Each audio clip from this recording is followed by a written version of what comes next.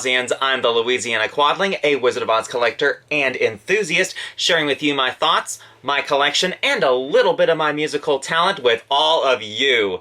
And welcome to my channel. Today, we're going to a cornfield to find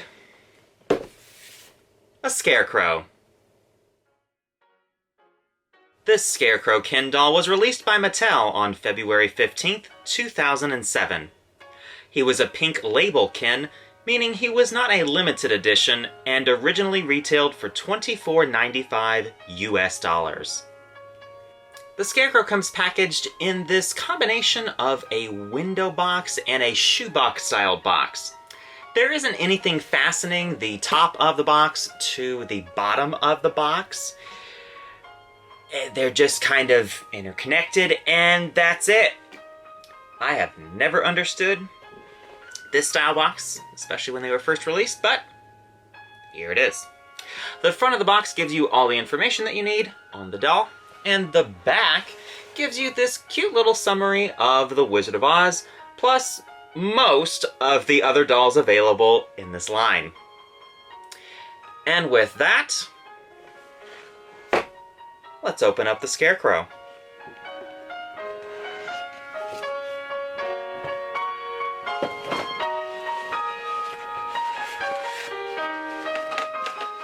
And now that I've got the Scarecrow deboxed, let's take a closer look at him. He stands approximately 12 inches tall, and he utilizes this unique head sculpt that was originally made for the first Scarecrow doll that Mattel made back in the 90s. This is the third doll that Mattel made that uses this particular head sculpt, and it is painted differently than the two previous Scarecrow dolls. He has 10 points of articulation at the neck, shoulders, elbows, waist, hips, and knees. This particular body that this doll is using was used up until, I believe, 2011 with Mattel. While I really don't mind this body, I really don't, it does have its limitations. His head can only turn left and right. It can't tilt up and down. It can only go left and right. And sometimes with this particular body, the hips can be really loosey-goosey because it's, I believe, elastic that's keeping them in.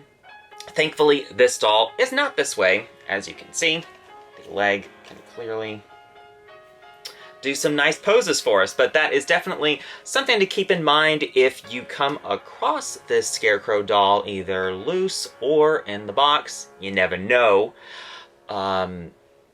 The hips could result in being an issue for you. His outfit features a combination of different fabrics.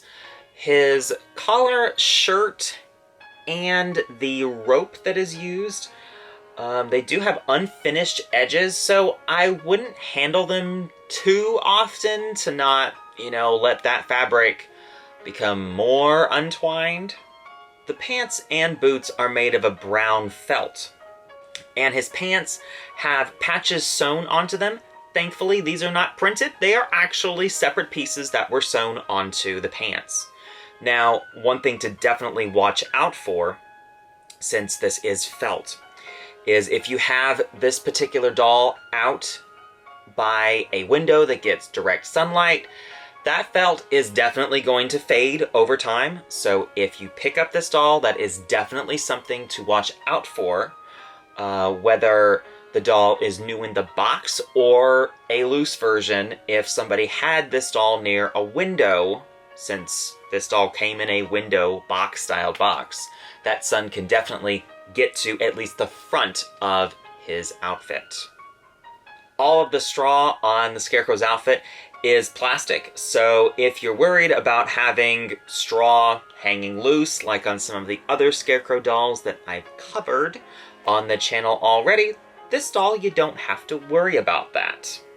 And unlike the Wicked Witch, this doll uses Velcro to fasten the outfit in the back, and yeah, that's a shame. I really would have preferred the snaps, but alright. Take the Velcro. The Scarecrow's accessories include his hat and his diploma.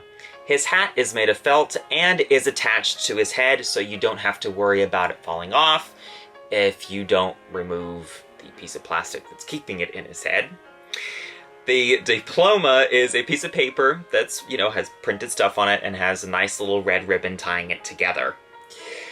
I really like the fact that the diploma is included with the doll, so that if you are playing with the doll and the other Wizard of Oz dolls, the Scarecrow can receive his brains from the wizard.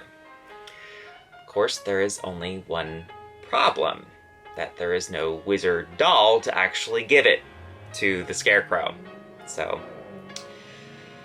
fix that, Mattel! The Scarecrow comes with a waist gripping stand, which is different from the previous stands that we saw in this series. And I like the fact that the base is the same height as the other two witches that we saw, so that all of these dolls are the same height on their stands for your display. And with the Scarecrow back on his stand, he stands approximately 14 inches tall. So if you have a cabinet that has fixed heights, that is definitely something to consider with these Ken dolls versus the Barbie dolls in this collection, because they are going to be a little bit taller. And lastly, the Scarecrow comes with some paperwork. In here we have a certificate of authenticity. And this doll card, I guess is what I'm gonna call it. There's the front. And there's the back. If you've seen my previous videos, you'll know I really don't care for certificates of authenticity, so just leave that right there. Now, if you were to add the Scarecrow to your Wizard of Oz collection, how much should you expect to pay for this doll? Thankfully, in the entire 2007 collection, the Scarecrow is one of the more affordable characters. He currently sells anywhere between $25 to $35. Be sure to check out my other videos covering the witches and the Tin Man from this collection. And if you'd like to see more Barbie videos, whether they're from this collection or another Wizard of Oz collection, don't hesitate to comment down below. And if you liked that video, please give it a thumbs up, comment down below, and subscribe. New videos are posted every 2 weeks on the 15th and last day of each month. And if that doesn't satisfy your appetite for Oz, follow the link in the description to ozclub.org and join the International Wizard of Oz Club. Until next time, bye y'all.